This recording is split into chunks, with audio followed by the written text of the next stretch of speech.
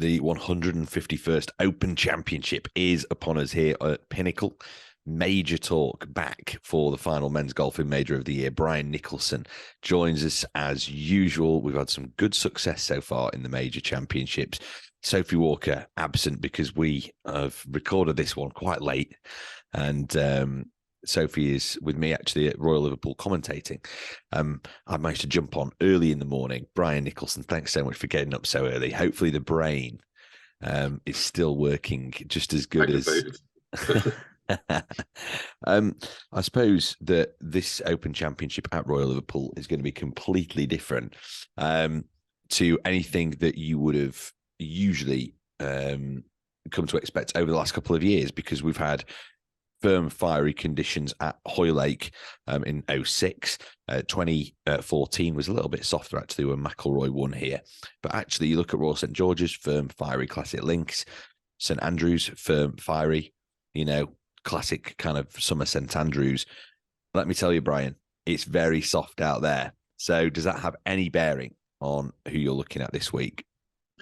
Yeah, so what we were just talking about there, I probably won't change my picks too much, but just the kind of style of golf. So I'm well with the homegrown players and, the fine links exponents, shall we say, from around the British Isles or whatever. But I was mentioning through the week that some courses in the more benign conditions, the links courses, and when it's soft, that you can actually play more, I say, American style golf. So through the air kind of golf, when you just fire to pins rather than trying to run it in there or whatever. So might give the Americans actually a better chance, especially if the wind doesn't get up. And at the moment, I think it's still only forecast to be about 15 miles an hour tops during the week. So yeah, it'd be interesting to see how that one plays out. All right. I think when you're looking at the odds on Pinnacle, definitely if you can, whilst you're listening along, get the odds up. But if you look at pinnacle.com, you've got Scotty Scheffler is the favourite, just ahead of Rory McIlroy after he won the Scottish Open last week. Bryan, it's very difficult to look past Rory, though, isn't it? After that incredible amount of success that he had at the Renaissance Club in very similar conditions to what we're going to be seeing here this week. Exactly. So that's the type of thing I was kind of talking about as well. Rory would say himself, even though he had a very good round in the wind on Sunday, he'd say himself he's not the best player in the wind. You know what I mean? Because he puts a lot of spin on the ball, hits a high, etc. But this type of thing will suit him as well. So I think it was kind of soft in the earlier rounds as well in the Scottish Open. So yeah, I'll give him more chance to just hit a high and fire at the pins. And again, if the wind doesn't get up too much, Rory is definitely the favourite, you would think. But actually, looking at the market there, Scotty has actually been backed in over the last day or two, and Rory's still coming a good bit since compared to what he was before the Scottish. He was actually bigger for the Scottish Open, but yeah, there's been a move on Scheffler there, and so the two of them, I think it's because the rest of them are kind of drifting. You see, he was looking at Ram's price 14.58. So he's drifted out a bit. The other two have tightened, and sometimes that just gives you incentive actually to jump on John Rahm, forget about the other two, and then just you're going to get the value there with Rahm. I think because he's been quiet in the market of late, and there's a lot of guys like that. If you actually look down there, a lot of guys that just haven't been talked about this week. Jordan Spieth 35.7. Even Dustin Johnson, he's coming in a little bit now as well. But guys like Xander Schauffele, even he's hitting 30. That's the same price as Ricky Fowler, who he's steamed a good bit in the last few weeks, and that's because obviously he's back with Butch. He won his first event in a while. He's the kind of narrative, the storyline at the minute. So like he's got great form in this kind of. He was T2 at the Hoylake in 2014. He's won the Scottish at Glen. He's still 9th in ball strike in his Fowler. So he's got a good pedigree in these kind of conditions too. So it's justified enough, but just sometimes when guys like that come in, it's worth looking at going against them. And even if you're talking about match bets and stuff like that, I plucked out a match bet there. It's, one of my guys is Fleetwood, and he's up against Fowler, and he's 1.925. I actually looked at that last night, and he was 1.980 Fleetwood. So he's someone else has picked up on that already, and I'd actually make Fleetwood favourite in a tournament match bet over Fowler. So these are some sort of angles you can look at as well. You know what I mean? It's always interesting to look at it late on a Wednesday when the markets they're ever changing, obviously pre-tournament. They are, and I think that's probably with good reason here this week, because if it was really firm, fast, fiery, not rained, I'd have probably been tempted to count out people like Brooks Koepka, Dustin Johnson completely, and obviously then people like, even like Scheffler, not that experienced with links golf yet. What's this going to be? His 4th Open Championship. I missed the cut at the first couple, I think, that he played. Odds do change, like you mentioned. Rory was plus 812 on Pinnacle before the Scottish Open. He's now at 709. And then Ricky Fowler, before the Rocket Mortgage, obviously that first win that he had in 5.5 years on the PGA Tour in Detroit, he was plus 3,766. Now down at plus 2,541. So actually, I think that's good. I think that these odds this week that we've got at pinnacle.com for Ricky Fowler are really, really decent in terms of the guy's been, like you say, Brian, one of the best ball strikers. His golf game has completely evolved. And, getting that win, getting it done getting it over the line in a playoff, I think it's quite difficult to look past Ricky Fowler. Good week anyway. I'm not going to say a win because obviously he's ninth in ball striking as well. So his tee to green game is definitely on fire, and I think he's done some work on the putting again. He's changed his putter again, so yeah, well, he looks good. But it's just there's arguments for and against, and not against, but just when he comes in, some of the price in the market drift and might be worth looking elsewhere as well, if you know what I mean. I keep getting drawn to Jordan Spieth there at 35.7. I haven't had anybody talking about Spieth this week, and again, conditions could suit him greatly now that it's soft and he's a bit more that makes the fairways a bit more generous and stuff like that, so it wouldn't. I think he might have an early tee time too. I was looking at the forecast and I think maybe the early late starters might have a slight advantage as well. So Fleetwood is out with Scheffler and Scott. Actually, that's a very interesting group at about 9:30, I think, tomorrow. So that's definitely one to look at. Yeah. Spieth is an early starter with Matt Fitzpatrick and Jason Day. I'm not sure that Jason Day is, despite again getting that win at the Byron Nelson and playing some really nice stuff. I just think that these conditions this week, the rain, whatever, we know that he struggles a little bit with his back. And for whatever reason, Brian, I don't know, I'm lucky enough to not have had any back problems yet. But I know that when the weather conditions aren't great, it can really stiffen up. And I've certainly seen that with Jason Day. I mean, he was leading a PGA Tour event earlier on in the year. And, as soon as it started to rain and temperature dropped a little bit, he just looked a completely different golfer, looked a completely broken man. Matt Fitzpatrick, another one, not playing very well and fairly short odds, 56 with us. One that did catch my eye here was Tom Kim at 74. Look, again, I'm going to contradict myself. Scotty Scheffler hasn't played many Open Championships and I'm completely disregarding him. Tom Kim, 74, had a decent week at the Scottish last week, top 10, was right in the mix, wasn't he, all the way through. 2-time winner on the PGA Tour, only 21 years of age. Looking confident, actually, this week when I've seen him hitting a few shots. I can't believe he's down at 74s. I think he's definitely worth a little flutter to try and, at least sneak a backdoor top 10. And he fits that profile of, being able to work the low shots with the breeze, but then also hit those high, nice towering draws, getting a little bit of extra yardage that suits him so well on the American courses. So Tom Kim, that's it. That's a good little nugget there for me. I think our odds are all right. That's the kind of thing I was talking about before. Just people who have been quiet in the market or not being touted around during the week or whatever. And on Wednesday they tend to drift a little bit as well, even if you wait a little bit later tonight. And he was actually, wasn't he? He was very close to winning the Scottish Open last year. Actually, Tom Kim, wasn't he? I think he just missed the putt in the end or something. But, so he's already shown that he has a liking for links golf style or links style golf as well. So yeah, there's a lot of them there that a big argument for. Mine one I was talking about earlier in the week, but I didn't really put him up strongly. But I'm starting to feel even more strongly now is because of the weather and whatever is Adam Scott actually. And again, I'm looking at him here, 76.31 here.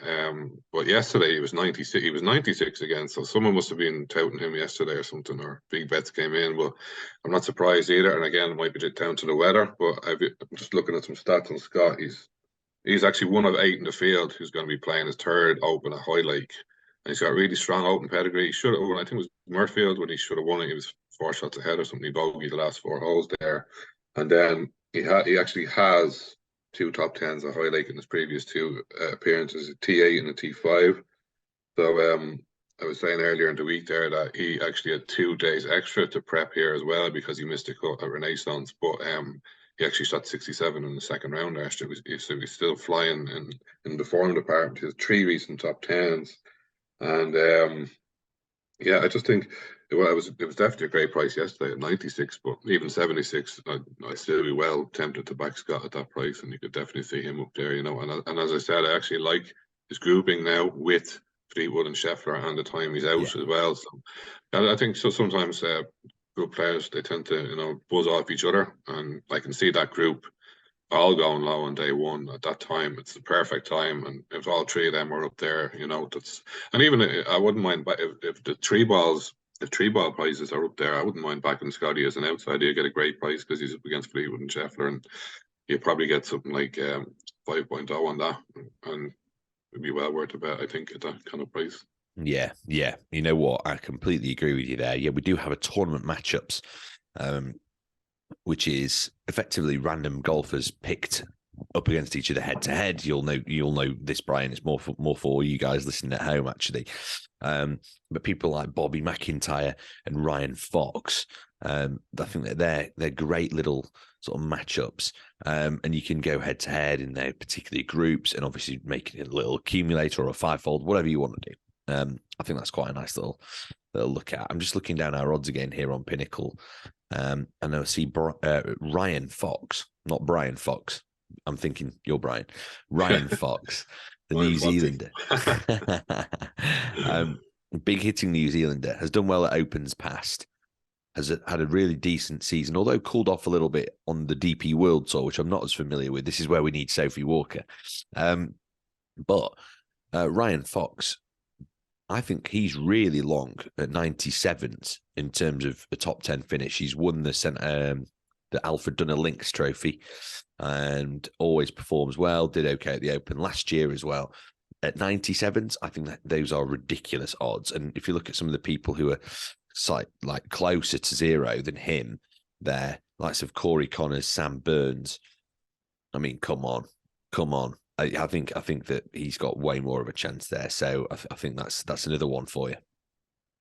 I think Fox as well is another that will benefit from a little softer conditions because he's such a big hitter. Yeah, and absolutely. And when it's soft, he can cut the corners of some of these internal out of bounds and stuff like that, and land it, and there won't be as much run out. So it makes it gives the big hitters a lot of an advantage when it's wet and soft like that. So yeah.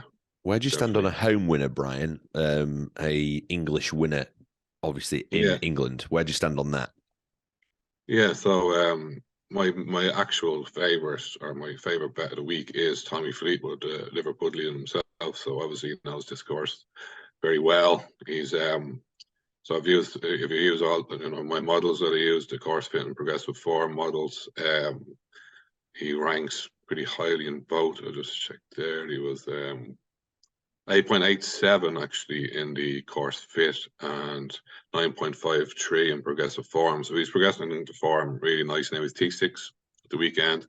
But just some of the recent, he was 5th at Wells Fargo, 2nd in the Canadian, and 5th in the US Open. So yeah, he's playing some really good stuff, isn't he?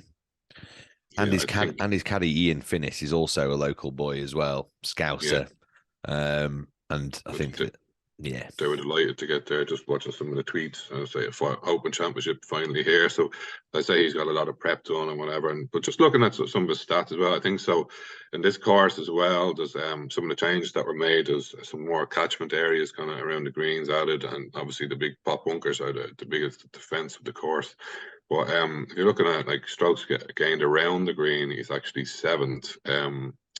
Fleetwood as well, so that would help him there. He's actually 7th in strokes gained tee to green and 7th in strokes gained around the green. So yeah, everything again, and he's got a great open record in general. He just missed out to Shane Lowry and Portrush as well, and he was up there last year too. So yeah, Tommy Fleetwood is kind of my best bet this week. I think at around pushing 30. There's not been an English winner in England since 1969. That's incredible, isn't it? I mean, obviously we've had Nick Faldo win it, but even Nick Faldo, that was what, 1992? So we're over 30 years since an English winner of the Open. And actually, if you look at it, nobody's really come that close from an English perspective. But I think that the crop is strong. Obviously, the championship has no memory either. It's not like they're trying to get rid of them. Anyway, we'll see. I'm talking to the wrong man in an Irishman about all this anyway. He's actually drifted a bit, actually, to 34 as well now with Fleetwood. So yeah, that's a very good price now. I'm well happy with that, yeah. Yeah, you're well happy with that. You're going to be lumping on the second I stop recording this podcast. Yeah, okay, nice. Anybody really kind of that we've not mentioned? This is a shorter podcast, obviously, this time around. To make it more digestible for you guys, because we're obviously putting this out on Wednesday afternoon, the day before. Bryan, anybody else that I feel like we should have given a little bit of kudos to that we haven't? Yeah, well, just we continue on then with the English guys team, and I think they've got a great chance to put that record to bed actually at the moment. So it's Tyrrell Hatton as the other one, and again, he'd be a similar price to Tommy Fleetwood. I just he might have moved as well. Let's have a look. He was playing practice round yesterday. 31.4 there, I think now, yeah. So that's another good price for Hatton. Again, he's 15th in the PGA Championship, 27 in the US Open, 4 top sixes in his last 7 events, and that's actually 9.8 on the progressive form model. So he's coming into really right up there at the top of his form at the moment. He's he'll tell you himself he absolutely loves links golf. Course fit is a 9.0 out of 10, and again he was T6 in Scotland last week, and I think he actually led in Scotland on the final day early on because he was out earlier and he started fast. So he led for a while there. So yeah, he could have finished higher there, you know. So I think a lot of them kind of fell off down the stretch, and it was only in the end Robert McIntyre and Rory were 4 and 5 shots ahead of the field. So it was much more condensed, only maybe 5 holes before that or something. So yeah, and then McIntyre is another one for the homegrown contingent if you want to put a Scott in there. Yeah, he's 10.0 on the progressive form model, and he's around 70 or 80 on Pinnacle, maybe a little higher. Yeah, let's have a look at that actually, because he's definitely worth a shout. Is Bob McIntyre, especially after that. So I mean, he was so close last week, but close, 78. You know, and could have got the business done. So what's 78? Just over 78. Yeah, so that's fair. That's well fair for. Again, I've got him down at like top of the tree, 10.0 progressive form. So he's coming off a 4th at Himmerland, which is another Linksy style course, and then he followed it up with the near win yesterday. And he says it himself. He's playing his best golf in over a year, and he's one of the top. I think he's one of the top kind of links players in the game. So again, probably if the weather gets worse for him, it might be better, but I'd still expect him to make a good charge for the top 10 anyway, if not. Bryan, I absolutely love it.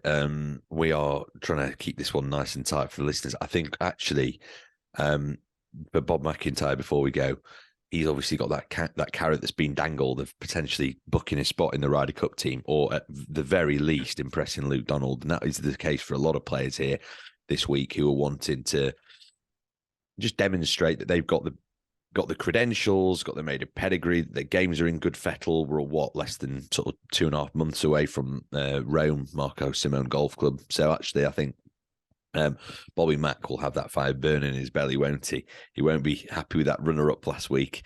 So neither was I, because I was on him at 3 figures pre. Oh no, Bryan! I thought when you got the birdie against the head on the last, I thought he was sorted. Yeah. Excellent. Rory got me again. It's good stuff. Thanks for listening, and we will be back next time we record. We're not sure when that may be, but anyway, thank you very much for listening to Major Talk. Bryan Nicholson, who is a superb tipster and has tipsed some great winners all the way through this season. Bryan, thanks so much. Remember, all odds correct at the time of recording. Pinnacle.com is where you can find the latest odds. And thanks very much for listening.